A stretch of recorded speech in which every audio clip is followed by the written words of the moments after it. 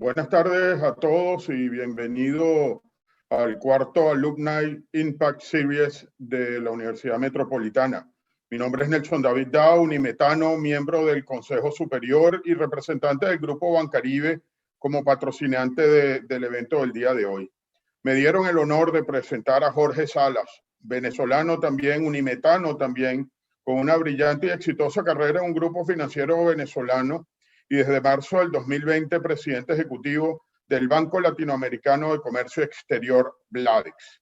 Bladex es un banco de primera línea multilateral con más de 40 años de establecido, activos cercanos a los 6 billones de dólares y con una composición accionaria muy interesante que le da una fortaleza patrimonial impecable, y sé que Jorge lo mencionará cuando le toque su intervención.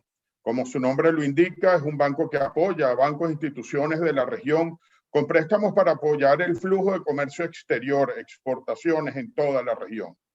Desde Bancaribe Curazao Banco, uno de nuestros bancos, hemos sido aliados de Bladex, ya que los hemos acompañado en sus esfuerzos de sindicación de préstamos, un negocio muy importante o una línea de negocio muy importante para Bladex en más de 30 transacciones en los últimos 5 años.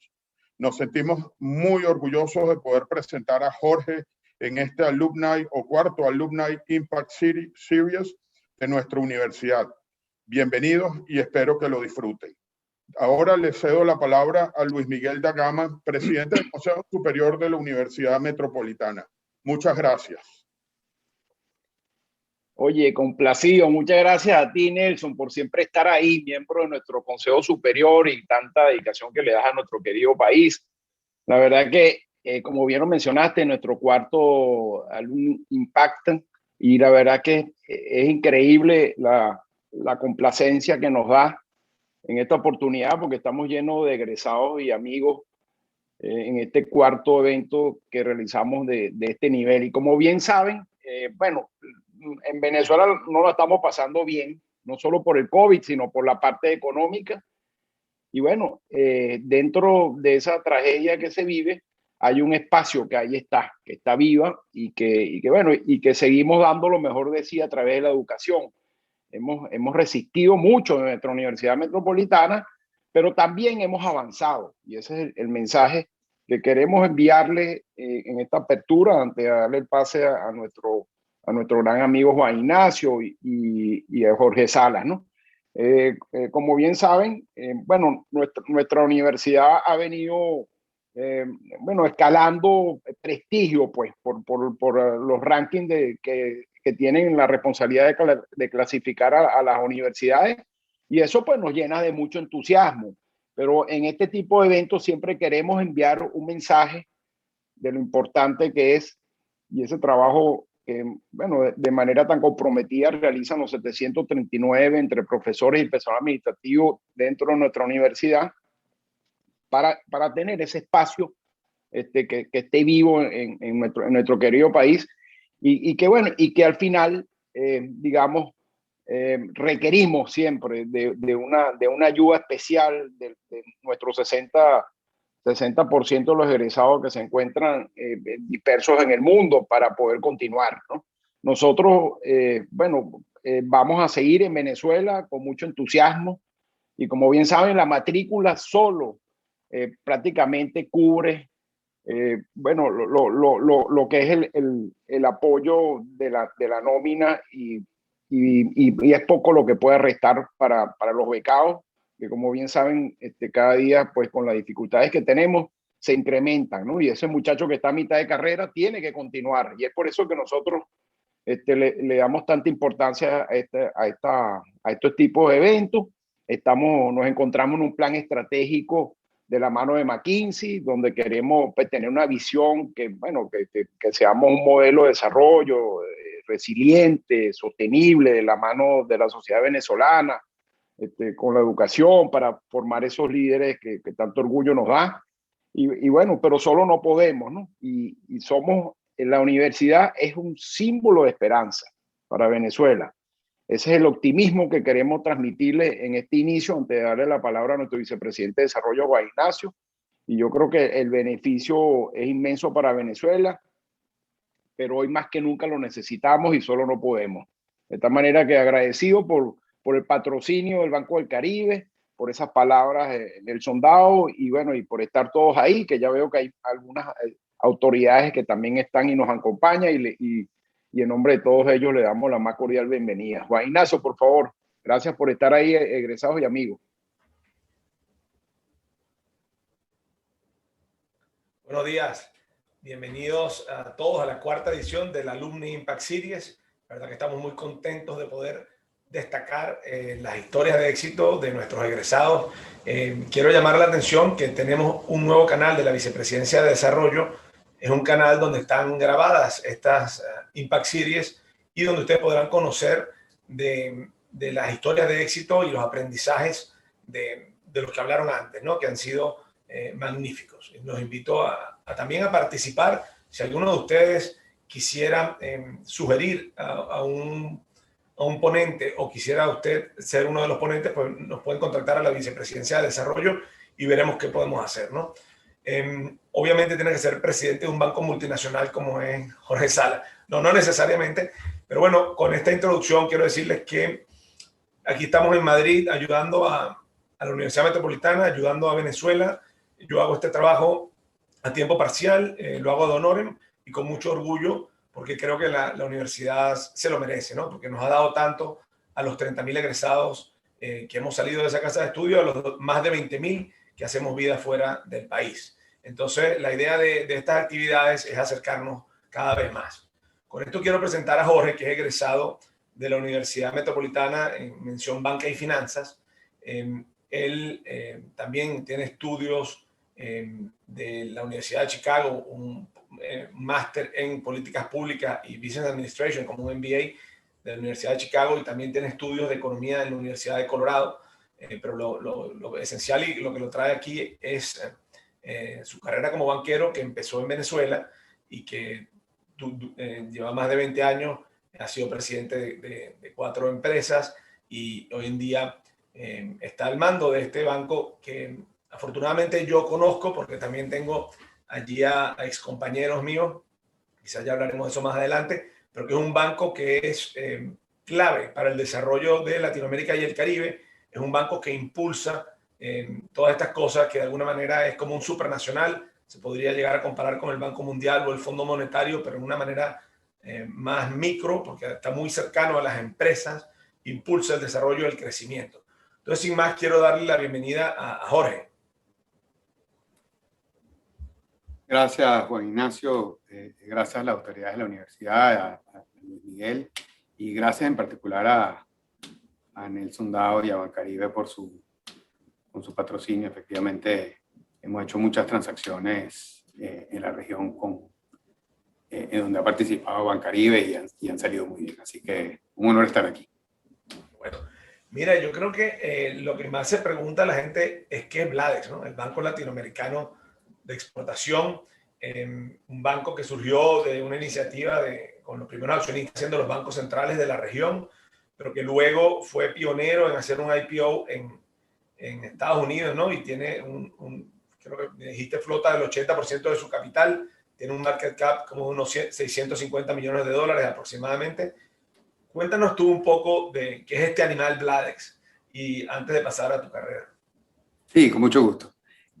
Bladex no es muy conocido porque no es un banco de retail, es un banco de bancos. Entonces, los banqueros lo conocen, pero no necesariamente el ciudadano común, ¿no? Bladex nace en Panamá hace poco más de 40 años. El doctor Nicky Barletta, también egresado de la Universidad de Chicago, en un congreso de bancos centrales de Latinoamérica, propone crear un banco, él convencido de que, como su tesis doctoral, convencido de que para que Latinoamérica se desarrolle era importante que las empresas exportaran, propone a los bancos centrales colocar un pequeño pedazo de sus reservas internacionales en este nuevo banco que se crearía en Panamá con una serie de ventajas fiscales para desde este banco empezar a financiar empresas, sobre todo exportadoras latinoamericanas. O sea, la teoría era, con las ventajas fiscales que vamos a obtener, podemos financiar más barato y eso va a convertirse en una ventaja comparativa para las empresas exportadoras latinoamericanas, y así fue. Se creó Bladex hace un poco más de 40 años. En ese momento eran como 250 millones de dólares de patrimonio.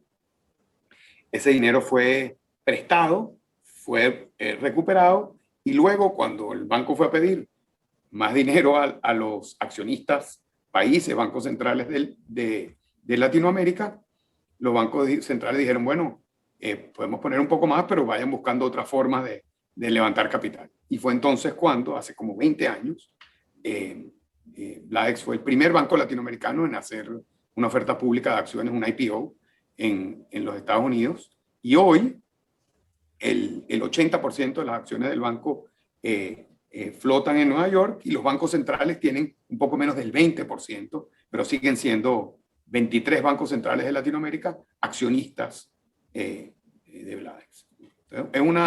Entonces, no es un banco comercial normal, en tanto en cuanto tiene accionistas como Banco Central, pero no es como el BID ni como el Fondo Monetario, porque los bancos centrales solo tienen el 20%. Entonces, es una especie de híbrido que solo financia a empresas exportadoras. De acuerdo, sí, entiendo que tienes más o menos unos 160 clientes que son corporaciones, que son instituciones financieras que a su vez en sus países locales pues dan esos préstamos que suelen ser es bastante particular, ¿no? Los préstamos son al corto y mediano plazo, ¿no? Me decía que tiene una... Efectivamente, es un poco más de 160, tenemos más o menos como 300 clientes, pero son empresas muy, muy grandes. El crédito promedio en Bladex es de 7 millones de dólares. Y el plazo promedio es muy corto. Entonces, es un banco muy diferente porque el 70% de la cartera vence en menos de un año. Entonces, estamos solamente prestando para que la gente importe o exporte. Sí, bueno, yo también tuve la fortuna de trabajar con ustedes, la responsable de Bladex en Brasil, Claudia Ades Ibner, ¿sigue allí? Sí, sí, sí. Bueno, ella es nuestra country head ella es nuestra country manager en Brasil. Bladex tiene oficinas en Nueva York, tiene oficinas en México, tiene oficinas en Bogotá, tiene oficinas en Sao Paulo, donde está Claudia, y tiene oficinas también en Buenos Aires. Bueno, Claudia Ades y yo trabajamos juntos en Barclays Capital en el 2003 y pues hicimos varias estructuras multinacionales, cross country, para financiar justamente a empresas en Brasil. Ella estaba en Barclays Brasil y yo en Barclays Inglaterra. Luego, hace como 5 años, estaba yo de jefe global de ventas de Standard Bank. Volví a Brasil y me reuní en Bladex con ella, etcétera, y estábamos hablando justamente de unas transacciones sindicadas, y me alegra que siga por allí. Mándale, por favor, un saludo. Cómo no, con mucho gusto. Y bueno, ahora ya que entendemos más o menos lo que hace Bladex, cuéntanos esta visión que tuviste tú de ser banquero, porque estudiaste banca y finanzas y sigues allí, ¿no? No todo el mundo consigue su camino desde tan joven. Sí. Bueno, yo no tuve ninguna visión. Es decir, yo estudié banca y finanzas en realidad porque no sabía qué estudiar. Y la realidad es que no necesariamente, a pesar de que llevo más de 25 años en banca, no necesariamente la banca es mi pasión. En realidad, mi pasión es tratar de transformar y de dejar una huella y de tener algún impacto. Y eso lo he tratado de hacer, digamos, a través de la banca, pero ha podido ser en alguna otra industria distinta a la industria financiera. De acuerdo. O sea, que tú mismo estás impresionado que estás ahora en Panamá haciendo esto, ¿no? Jamás en el campus de la universidad hubieras pensado que estarías en este cargo, ¿no? No. Seguro que no. Seguro que no. Y bueno, yo pienso también que esos fundamentos que te dio la universidad han sido esenciales en tu carrera, porque todos esos cálculos que estudia uno a una temprana edad de alguna forma te moldean el cerebro para poder captar todas estas nuevas cosas, ¿no? ¿Por qué no nos cuentas un poco tu trayecto, tu paseo? Tu carrera ha sido un paseo, ¿no? ¿Cómo llegaste tú desde la Plaza del Rectorado a la sombra del Samán hasta donde estás ahora, ¿no? Quizás dedícanos 5 minutos a contarnos Sí. cómo fue ese trayecto y algunos tropiezos o enseñanzas, aprendizajes y qué cosas hiciste para seguir escalando en la carrera. Adelante. Sí. Bueno, casi 30 años ya desde la graduación, ¿no? La verdad, la universidad es imposible no sonreír cuando pienso en esos tiempos, ¿no? O sea, increíblemente nutritivos, intensos, participación en el CEUM, en el centro de estudiantes. Justo después de salir de la universidad, trabajé en el sector público, muy joven en la Comisión Nacional de Valores. Luego fui tercero a bordo y luego segundo a bordo en la Comisión Nacional de Valores. Luego fui a estudiar políticas públicas, que es verdaderamente mi pasión, en la Universidad de Chicago. Estando allá, decidí hacer otra maestría, y entonces hice también una maestría en negocios. Luego de eso, trabajé en el BID un tiempo. Luego regresé a Venezuela. Estuve un corto trayecto en Corbanca, Venezuela, y luego comenzó el boom de Internet. Y entonces ahí fui entrepreneur un tiempo, y con un grupo de inversionistas montamos una librería virtual, una especie de Amazon en español. Y yo estaba seguro que me iba a ser millonario, pero eso no sucedió. Quebré como muchos en el camino. Y luego de eso volví a la banca. Y volví a la banca con el Grupo Banesco. Una larga carrera en el grupo, primero en Banesco Venezuela, como jefe de la banca corporativa. Luego fundamos una empresa para el Grupo Banesco, se llama Todo Ticket, que sigue por allí, que compite con las compañías de tickets de alimentación tradicionales en Venezuela. Luego vine a Panamá a encargarme de la presidencia ejecutiva de Banesco en Panamá.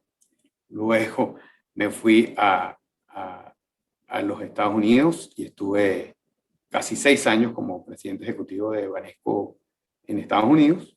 Compramos un banco, etc. Y hace exactamente 1 año y 4 meses me llamó un headhunter y me ofreció, francamente, lo que yo siento que es el trabajo de mis sueños, que es Bladex, ¿no? Que combina un poco mi experiencia y mis estudios del sector público, de políticas públicas, con lo que ha sido mi carrera en la banca, ¿no? Entonces, y ingresé a Bladex el 9 de marzo del 2020. Es decir, 5 días antes que la Organización Mundial de la Salud declarara el COVID-19 como pandemia, oficialmente pandemia mundial, ¿no? Entonces, ha sido intenso, ha sido en muchos países y muy acelerado. Muy bien, bueno, ya que mencionas esa fecha del 10 de marzo, no sé si me pone a mí la cámara un momentico. Ricardo, Rainer, ¿me pueden poner la cámara? Que no ¿salgo yo ahí o no me veo? Solo veo a Jorge. Ajá, ahí estamos. Bueno, ya que mencionas ese 10 de marzo, yo estudiando un poco Bladex, sabes que en Venezuela solo existen 3 CEOs de empresas listadas en la Bolsa de Nueva York. Creo que es Andrés Gluski de AS Energía, Sí. Francisco Aristeguieta de State Street, que estuvo antes en Citibank, muchos lo conocen, y tú. Y de esos 3, pues 2 son de la Universidad Metropolitana, que no me parece ninguna coincidencia. Pero bueno, tienes todo el estrés de estar en la bolsa, etcétera, estás listado. Sí. Y yo me puse a ver cómo es tu gestión, ¿no? Cómo se había comportado. Y este laboratorio financiero de la Universidad Metropolitana que tengo aquí muestra, a ver si se ve, muestra claramente tu acción que está aquí, ¿no? Llegas tú y de tu market cap de 650 millones te tiras 325 en un solo, menos de un mes. Eso es un fenómeno. Y luego va subiendo, se va mejorando, tiene aquí otra caidita, pero va subiendo y aquí ya te recuperas, ya estás al nivel donde estabas y al día de hoy se sostiene, es decir, tu gestión es positiva. Porque a pesar de que las economías no se han recuperado, tú sí que tienes, o sea, vamos a ver, no están los mercados en prepandemia todavía y ya tú estás recuperado allí. Entonces yo, preocupado por esto que generaste aquí, vi otro banco en la región con geografías similares, etcétera, ¿no? Y también que tiene la misma presencia en la región que tu banco. Y este banco está en este lado de la pantalla, ¿no? Tú estás allí, aquí está este. Pero ese cayó igual que tú, entonces quizás no fuiste tú el causante de esto, sino efectivamente el COVID, ¿no? Y este banco pues, fue recuperándose y aquí volvió a caer. Este banco lo conocen todos, pero no voy a decir el nombre. Y sigue subiendo, aquí volvió a tropezar. Y aquí subió, se recuperó y se ha caído. Entonces, si tú lo comparas en un año, este banco está 70% abajo y Bladex está 100% de arriba. Entonces, primero te felicito. Está claro que el CEO de este banco no estudió en la Universidad Metropolitana y el de este banco sí estudió en la Universidad Metropolitana. Pero cuéntanos un poco tú cómo ha sido este trayecto y cómo, pues con todo esto, estar en la bolsa, etcétera, hacer investor call, todas estas cosas, como parte de experiencia. Sí, gracias Juan, qué divertido lo de los gráficos. La verdad, estar listado en la bolsa de Nueva York es un reto gerencial tremendo, ¿no? Porque en tanto y en cuanto los dueños del banco son inversionistas por todas partes del mundo, hay que reportar a ellos, porque en el fondo a ellos nos debemos, ¿no? Entonces, trimestralmente me toca, de hecho ayer fue la llamada de resultados del trimestre, me toca reportar, digamos, la gestión, ¿no? Como te decía, cuando llegué el 9 de marzo, a la semana me reuní con el equipo ejecutivo del banco y a la semana hubo que enviar a todo el banco a trabajar desde su casa. Yo conocí 10 de las 200 y pico personas que trabajan aquí, conocí a 2 miembros de la junta directiva y conocí a prácticamente ninguno de los clientes del banco y empecé a tratar de manejar el banco desde la pantalla, de una pantalla como esta. Y bueno, y 3 semanas después tocaba reportar a los mercados cómo andaban las cosas, ¿no? Así que fueron momentos súper intensos.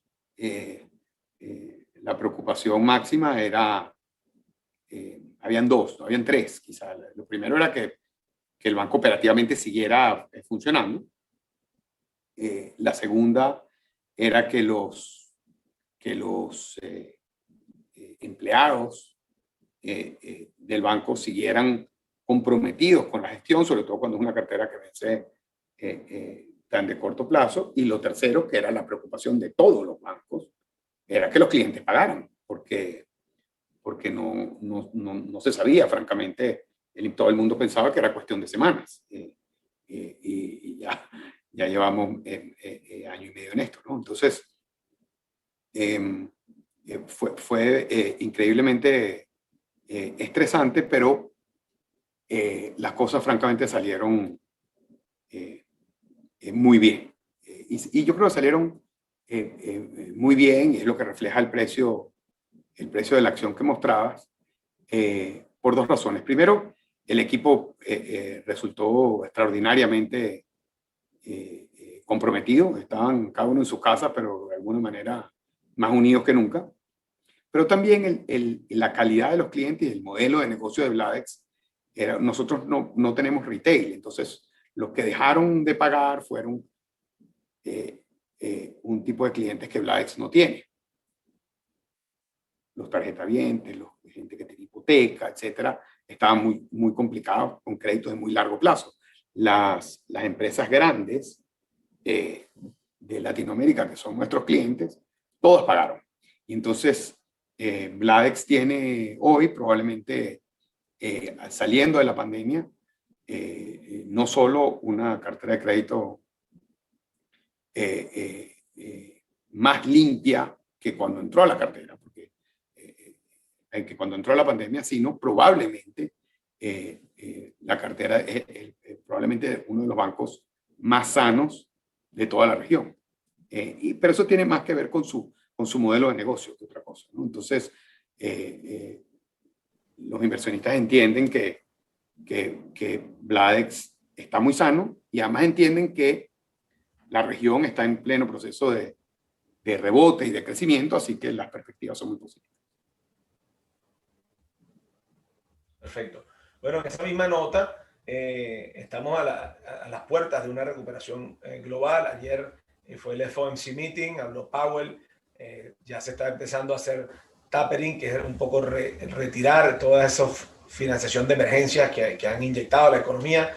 Se espera que hay un 60% de probabilidades que en el meeting de diciembre ya se empiece a pautar una disminución de todos estos auxilios financieros en torno a los 15 billones de dólares, donde serían 10 billones en US Treasuries y 5 billones en mortgage-backed securities. Esto va a impulsar crecimiento, va de alguna manera subir los tipos de interés. Sabemos que hay la inflación que dicen que es transitoria, pero Jamie Dimon de JP Morgan también alertó ayer que de que la palabra transitoria permanente cambie eso de la noche a la mañana y podría ocurrir en el primer trimestre del año que viene. Entonces, sí, estamos en la víspera de una recuperación por sencillamente la vuelta a la actividad comercial, pero que se ve pues reflejado en los mercados. ¿Cuál es tu visión como presidente de Bladex para la región latinoamericana en los próximos 3 años? Y hay tantas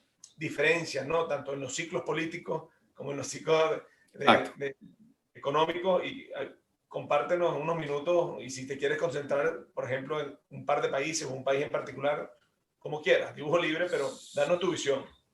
Sí, tú hablabas de las diferencias. Una vez le preguntaron a Jorge Luis Borges, el premio Nobel de Literatura argentino, está en una conferencia en Londres y le preguntaron que describiera un latinoamericano. Y Borges dijo que él no conocía a ningún latinoamericano, que los latinoamericanos no existen, que existen los uruguayos y existen los argentinos y existen los colombianos, y obviamente lo que Borges quería decir es que somos todos distintos, ¿no? Y cada país tiene su dinámica, no solo política, sino social, económica, etc. Entonces, que es uno francamente, de los retos más grandes y más divertidos de Bladex, que tiene una cartera de 7.000 millones de dólares regados en 22 países de Latinoamérica, ¿no? Ricardo Hausmann, a quien tuvimos como panelista recientemente en un evento, decía que en Latinoamérica aplica el teorema de Rubén Blades, que es que la vida te da sorpresa. Es decir, Latinoamérica es la región más volátil del mundo. Latinoamérica fue la región que más cayó con el COVID, mucho más que ninguna otra, cerca de 7%. Pero Latinoamérica también se está recuperando muy rápido. Hace 2 días el Fondo Monetario Internacional revisó las expectativas de crecimiento de Latinoamérica por segunda vez este año hacia el alza, básicamente por México y por Brasil, que entre ellas dos son el 40% del producto de la región, pero están creciendo al 5.3 y al 6.3% México, ¿no? Y están creciendo, y la recuperación viene porque hay dos cosas que favorecen mucho a Latinoamérica. Y estamos hablando, por una parte, de la subida del precio de los commodities, petróleo, metales, bronce en particular, pero también lo que llaman soft commodities, todos los commodities, digamos, de alimentos, soya, maíz, todo eso está disparado en precios, de manera que todos los países latinoamericanos exportadores de esos commodities tienen un boom tremendo de divisas, pero también lo otro que está sucediendo es que para los países más pequeños, lo que está, como por ejemplo, la mayoría de los países centroamericanos y algunas islas del Caribe, lo que está sucediendo también es que las remesas están en un boom histórico, ¿no? Es decir, las remesas a El Salvador, a República Dominicana, están 70% más altas de lo que estaban en el mismo periodo del año pasado. Y eso tiene que ver un poco también con la recuperación americana y con la cantidad de dinero que repartió el gobierno americano desde Trump y ahora con Biden, que envían, digamos, a distintos países de la región. De manera que la región está teniendo un flujo de entrada de divisas muy importante y lo que va a ser muy positivo, en el corto plazo. Hay que ver si los gobiernos son suficientemente responsables para administrar bien ese dinero. Y cuando tú me preguntas 3 años, bueno, tenemos elecciones, entre elecciones regionales, de Congreso y presidenciales. En los próximos 3 años hay elecciones, probablemente creo que son en 18 de los 23 países. Entonces, ahí aplica lo de Haussmann. Y el temor de siempre en Latinoamérica es el tema institucional, ¿no? Si las instituciones se mantienen y hay transiciones ordenadas de gobierno, pues le irá mejor a la región. Y en la medida en que eso no suceda, pues se complican las cosas. De acuerdo. Sí, yo creo que hay oportunidades interesantes a pesar de ¿cómo se llama? De todas las elecciones que van a ocurrir. En el caso de Brasil, es histórico que un compañero de Claudia y mío en Barclays, no, en el Santander, es Roberto Campos, que es el presidente del Banco Central de Brasil. Sí. Y Roberto, oye, él puso como condición la independencia del Banco Central de Brasil y logró históricamente que sea. Y yo creo que él tiene muy claro que quiere tener las tasas en términos reales, está subiéndolo al paso de la inflación. Y creo que en la manera que también es de Chicago, creo, no, él es de UCLA, pero un tipo de primera categoría, ¿no? Fue el tesorero de Santander a nivel mundial, a nivel latinoamericano. Entonces existen ya, a pesar del riesgo de las elecciones del año que viene, pues hay cierta solidez, ¿no? Está reflejando en la moneda, por ejemplo, el real brasilero ayer tuvo una apreciación importante, ¿no?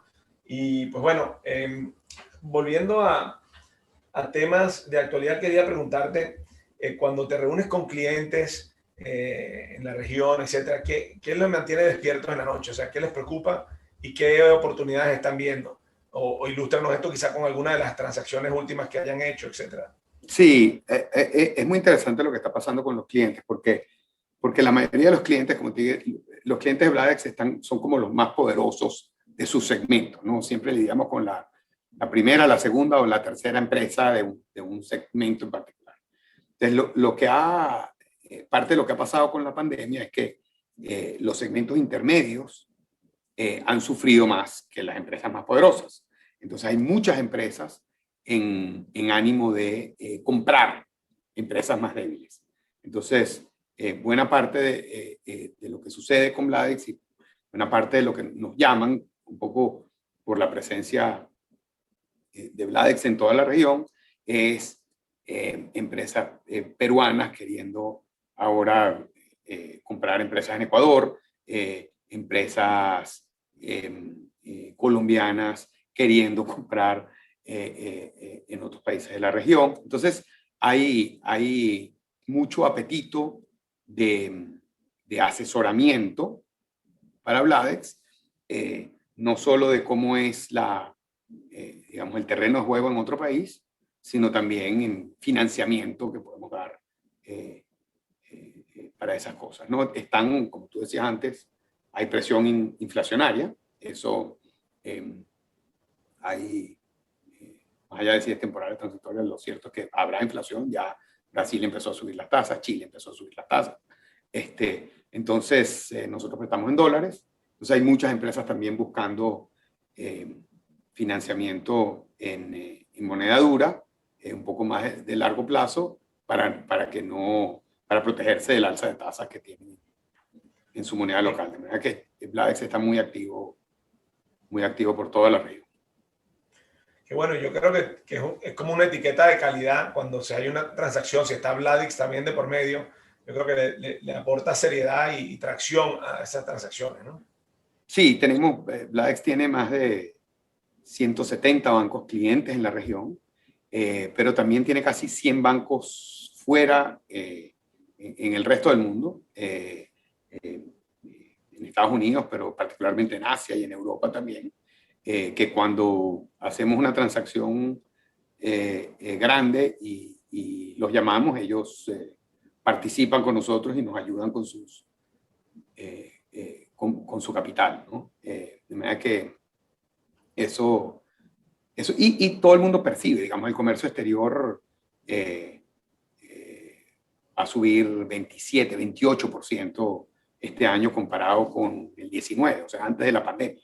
Y tiene que ver tanto con volúmenes como con precios fundamentalmente de commodities, ¿no? Entonces, mucha actividad para Bladex. Bueno, mira, siguiendo salto una pregunta que hay allí, que es de la Unimed, vamos a seguir en Bladex por ahora. Me dicen, ¿qué implica estar listado en la Bolsa de Nueva York? Eso lo pregunta María Fernando Hoyos Lan. Y yo quisiera también añadir esa pregunta, bueno, que no solo que estás listado en la Bolsa de Nueva York, que tiene un montón de cosas de reporting y de compliance, sino que además tienes múltiples tipos y distintos tipos de accionistas, desde gobiernos hasta empresas y tal. ¿Cómo los mantienes a todos contentos? Entonces, dos preguntas. ¿Qué implica estar listado y cómo te mantienes en comunicación con los accionistas?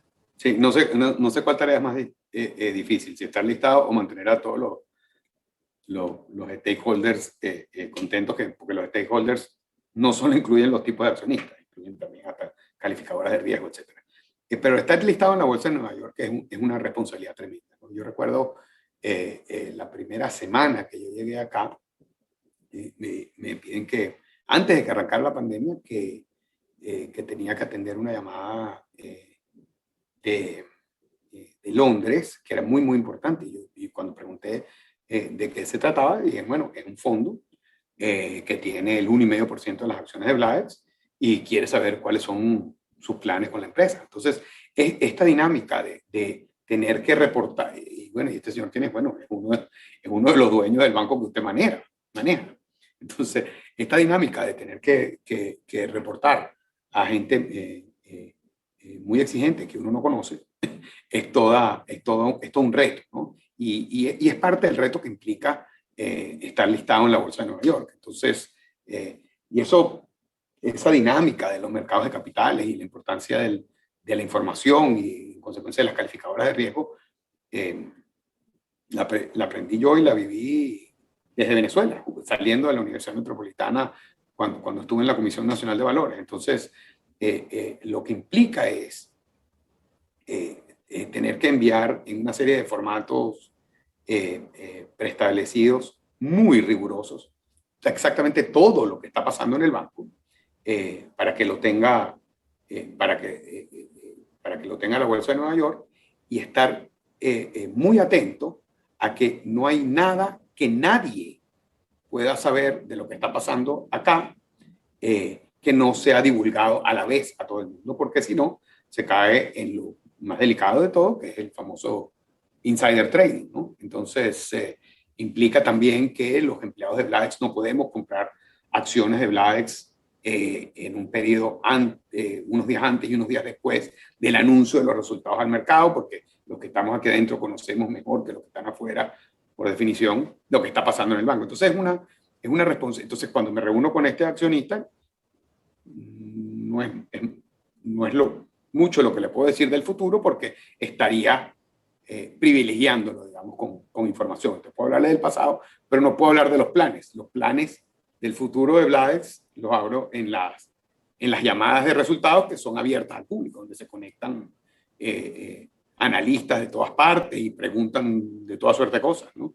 Entonces, esa es un poco la implicación. Ahora, en cuanto a la segunda pregunta, la agenda externa de Bladex y de las empresas públicas listadas, digamos, es muy exigente, ¿no? Hay los bancos centrales de todos los países con los que hay que mantener constante comunicación. Entonces hablamos con los bancos centrales de todos los países de Latinoamérica con cierta regularidad, y es un intercambio muy importante, porque algunos son accionistas, además de eso son clientes, en tanto en cuanto depositan parte de sus reservas internacionales en Bladex, ¿no? Entonces, un poco nos cuentan, tengo que contarles cómo está el banco y ellos me cuentan cómo está su país y cómo está manejando la pandemia, etc. Entonces, esa es una parte. La otra parte son los inversionistas privados que están en la bolsa, que también hay que atenderlos vía las llamadas, etc.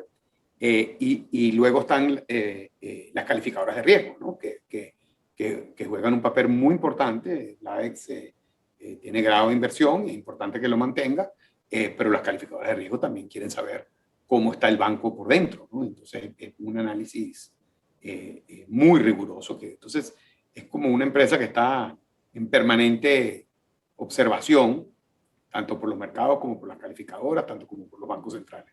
Y ni hablar de, por supuesto, los auditores, etc. Entonces, es un reto permanente, pero tengo que decir, muy divertido. Bueno, mira, tenemos otra pregunta de Mario Sánchez. Dice, ¿cuál es la visión de Bladex en relación con la transformación digital que todas las empresas, incluyendo bancos, están adelantando, más aún en tiempos de y post pandemia? ¿Bladex ve oportunidades o considera abordar procesos de transformación digital para mantener su volumen de negocios? Sí, es una muy pertinente pregunta, ¿no? La transformación digital tiene como dos partes, ¿no? La parte hacia afuera, que viendo a los clientes, y la parte hacia adentro. Bladex ha estado enfocada en la parte interna, y utilizando sus procesos internos para asegurar, digamos, escalabilidad, ¿no? En la parte externa está sucediendo algo, yo creo, interesantísimo en el mundo ahora corporativo. Empezó por el retail, y es este famoso tema de la fintech, ¿no? De las empresas de tecnología financiera que empezaron en principio la banca los veía como como una amenaza, pero en la medida que ha ido evolucionando la competencia, bueno, nos damos cuenta, los banqueros y la fintech, de que somos en el fondo más complementarios que competidores, que lo que tenemos los bancos le falta a la fintech y viceversa. Los bancos tienen capital, tienen experiencia regulatoria, saben manejar el riesgo bien, son más lentos, y las fintechs, pues bueno, son más rápidas, son más innovadoras, pero no tienen el capital ni tienen el manejo de riesgo. Entonces, lo que está haciendo Bladex y lo que están haciendo muchos bancos alrededor del mundo es buscando cuáles son los aliados digitales que puedan empezar a hacer una sinergia y una alianza para evitar, en el caso de los bancos, inversiones cuantiosas y darle oxígeno y capital a estas fintechs, que son normalmente empresas muy poco capitalizadas, ¿no? Así que la respuesta corta es sí. Estamos haciendo mucho en transformación digital, y lo estamos haciendo muy de la mano con empresas externas con las que nos estamos aliando. Perfecto. Mira, de una carrera en bancos tradicionales, comercial, privado, etcétera, a un banco supranacional, ¿cómo fue esa transición y qué es lo que más te gusta?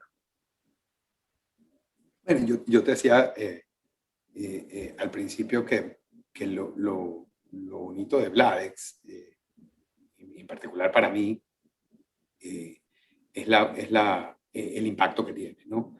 O sea, no son muchos los bancos que prestan en 23 países. El hecho de que Bladex tenga como misión promover la integración de la región y el comercio exterior es para mí muy motivante. Yo estudié, después de la Metropolitana, estudié políticas públicas y un MBA. Y francamente, la pregunta última que se hace un estudiante de políticas públicas es muy distinta a la que se hace el que hace una maestría en finanzas, ¿no? Maestría en finanzas solo se preguntan cómo hacemos para ganar más plata. El que hace una maestría en políticas públicas se pregunta en el fondo preguntas, y yo creo, más trascendentes, ¿no? O sea, ¿cómo hacemos para ser todos más felices? ¿O qué es más justo? No solo cómo hacemos para ganar más plata. Entonces, Bladex tiene un poquito de esas dos cosas a través de su propia misión, ¿no? Entonces,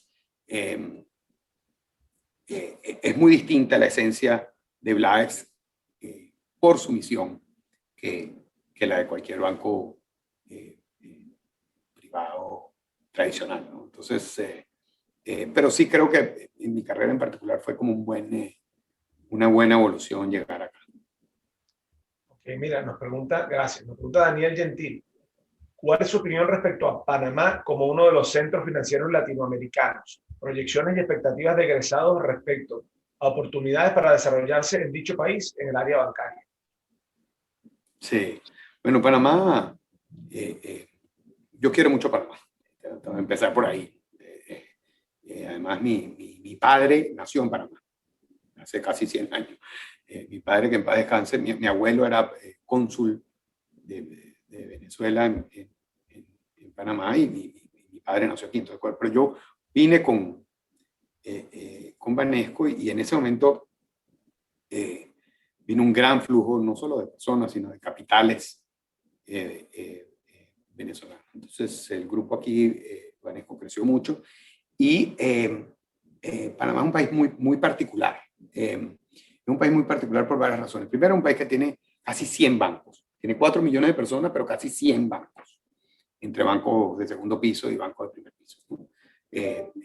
Panamá entero es más pequeño que Caracas, ¿no? Pero Panamá es realmente un país multicultural, ¿no? Entonces, y aquí hay gente de todas partes del mundo. Panamá, yo creo que las cosas más importantes que tiene Panamá tiene dos cosas. Uno es que Panamá sabe qué quiere ser cuando sea grande. O sea, Panamá tiene la visión de país es bastante clara, más allá de los gobiernos de un lado y de otro. Panamá quiere ser como Singapur. Y tiene el tema logístico, y el tema financiero, y el tema... Entonces, es una gran ventaja para un país saber dónde quiere ir, porque en esa medida sabe cuándo se desvía de su norte, ¿no? Así que yo soy optimista con Panamá. Hay un montón de bancos y los extranjeros son por lo general muy bienvenidos. Hay una comunidad venezolana y unimetana en Panamá muy importante. Procter & Gamble mudó su sede de la Trinidad, su sede latinoamericana, de la Trinidad a Panamá, y con eso unieron casi 600 familias de jóvenes profesionales venezolanos que fueron como la semilla de la nueva inmigración venezolana a Panamá. Por supuesto, el otro gran tema de Panamá es que es una economía muy diversificada. La gente cree que Panamá es solo el canal de Panamá, y resulta que el canal de Panamá es el 6% de la economía. O sea, aquí hay turismo, logística, sector financiero, entonces construcción. Entonces es una economía muy diversificada, y comparada con el resto de las economías de Centroamérica es sencillamente una joya. Tiene sus retos, tiene retos ahora fiscales, tiene muchos de los bancos, tienen mucho retail. Es un país donde no solo el país, sino el panameño promedio tiene más deuda que el latinoamericano promedio, y entonces hay retos allí para la banca, pero es un país sí, es un país muy americanizado también. Aquí se juega más fútbol americano que fútbol normal, soccer. Entonces tiene algunas particularidades que son notorias y hasta divertidas. Conscientes del tiempo, aquí una de las primeras preguntas de Javier de Jesús. ¿Cómo sigue influyendo la UNIMED en el día a día de Jorge? Bueno, la UNIMED nunca ha dejado de estar, ¿no? Y recordábamos unos minutos antes de unirnos a esta llamada cómo estando en Miami, antes de estar aquí, pudimos ayudar afortunadamente a Miguel da Gama y al rector con los eventos de egresados, ¿no? Siempre aportando lo que se pueda desde el punto de vista personal y hasta de logística, ¿no? He recibido también muchos egresados de la universidad que quieren ir a algún consejo de carrera o quieren estudiar afuera, de manera que aquellos tiempos de la universidad y del consejo de estudiantes definitivamente me marcaron y lo recuerdo con mucho cariño. Hay una historia que tú te ibas a los eventos de egresados con un sombrero. ¿Eso es verdad? Sí, bueno, en el último evento, creo que no sé si Miguel estaba allí, fue un evento que se hizo en un auditorio. Yo sí creo que todos tenemos una responsabilidad moral con todo lo que nos ayudó la universidad a hacer lo que hoy somos, de contribuir para los que están ahora allí, pasando momentos complicados, como decía Gama al principio. Los que estamos afuera tenemos la responsabilidad de ayudar. Y ese cuento del sombrero es sencillamente un evento que hicimos egresados en la universidad. Yo agarré un sombrero y pasé ahí después en el cóctel, pasé literalmente el sombrero para que la gente donara, como un gesto obviamente que llamara la atención, flash, etcétera, pero recordándole a la gente que no estaban ahí solamente para ver a otros egresados, sino sencillamente también para ayudar, ¿no? Y han hecho, la verdad, y quiero felicitarte, Juan, porque han hecho un trabajo excepcional que trasciende pasar un sombrero y están, entiendo, aplicando las mejores prácticas de las mejores universidades del mundo para recoger fondos y para que sea sostenible el apoyo de los que estamos afuera y la verdad, orgulloso, te felicito y puesto a ayudar, como siempre. No, gracias. La verdad que el mérito no es mío, el mérito lo tiene la universidad. Yo jamás desde Madrid aspiraba a estar haciendo esto, pero sencillamente a veces cuando uno sale tiene la suerte de estar expuesto a estas mejores prácticas y con 9 años en el board de Wharton de la Universidad de Pensilvania, pues estoy haciéndole como ingeniería al reverso de cómo ellos me sacan los reales a mí, pero no como una limosna, sino como una inversión. Exacto. Este concepto de lo que estamos haciendo hoy es el concepto que Wharton hace como 12 años inventó de lifelong learning. Cada vez que tú tocas a un egresado, le aportas conocimientos, le aportas herramientas. Ahora todo el mundo sabe que es Bladex. El que quiera luego en una empresa buscar un financiamiento, pues sabe que primero llama a Nelson Dao en Bancaribe, que es nuestro patrocinante, pero de pronto hacen una transacción en conjunto sindicada con Bladex. Pero claro. En general, es expresar la potencia de este network y no subestimarlo. Porque tú tienes el network de la Universidad de Chicago, que vas a hacer perdiendo tu tiempo con los unimetanos, ¿no? Los unimetanos están muy lejos, ¿no? Y es un network donde tú puedes contribuir mucho más que a la Universidad de Chicago, en el sentido de los conocimientos y la trascendencia de tus experiencias. Entonces, estás intentando subir la marca, resaltando gente como tú, que hay miles, ¿no? Y que pienso que dar a conocer lo que ustedes hacen es el proceso que estamos haciendo y es un proceso bastante meditado, no estamos improvisando.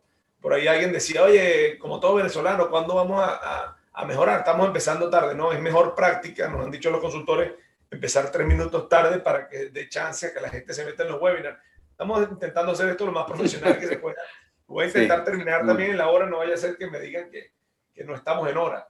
Pero una pregunta para ti, Sí. en 20 años como presidente de ya 4 empresas en diferentes países, ¿qué recomendaciones puedes dar? Sí, buena pregunta. Recomendaciones como gerente general de empresa, quizás. Yo te diría que la gerencia general tiene como dos grandes, o sea, mi descripción de cargo tiene dos cosas. Una, ser tan claro como se pueda en la visión de la empresa, en para dónde va la empresa. Y ahí he hecho algunas cosas con los equipos que me ha tocado participar muy divertidas, hasta una obra de teatro hicimos una vez de cuál era la visión, y actuamos y todo para que los miles de empleados de la empresa vieran en qué consistía, ¿no? Y la segunda es, bueno, ser tan justo como se pueda en la trayectoria de todo el grupo de colaboradores hacia ese lugar, ¿no? Entonces, ese es un tema. Y yo te diría el tercero es reclutamiento, ¿no? ¿Quiénes van a transitar por la estrategia tan importante como la estrategia misma? Y ahí sí yo dedico horas y horas y horas a entrevistar todas las semanas de mi vida, desde hace más de 20 años, ¿no? Y eso en realidad es muy nutritivo. Y en las entrevistas, un poco lo que hemos terminado haciendo es no preguntamos nada, sino más bien dejamos que nos pregunten. Un poco por el principio de que uno conoce más a la gente por lo que pregunta que por lo que responde a veces. Entonces, es una buena manera de saber el nivel de interés y el nivel de curiosidad intelectual y etc. Entonces, reclutar las personas correctas, ser tan claros como sea posible en la visión, hasta el extremo de hacer una obra de teatro, y ser lo más justo posible en el trayecto hacia esa visión. Bueno, Jorge, a menos que quieras agregar otra cosa, no me queda más que darte las gracias por tu participación. No sé si quieres decir alguna cosa final. No, encantado de colaborar con la universidad. Te felicito a ti por la labor que estás haciendo y por estos espacios y por levantar dinero para la universidad. Felicitaciones también a Luis Miguel y a las autoridades de la universidad, y especial agradecimiento a Nelson Dao y a Bancaribe por patrocinar este evento tan divertido. Bueno, mira, tradicionalmente nuestro gran rector Benjamín Sharisker cierra estos eventos, pero está de viaje, y entonces su merecida Un gran saludo a Benjamín. Me toca a mí en su nombre y el de las autoridades cerrar este evento, dar las gracias a Bancaribe. No podré hacer un resumen tan bueno como hace él con los aprendizajes y enseñanzas, pero creo que todos ya los han escuchado.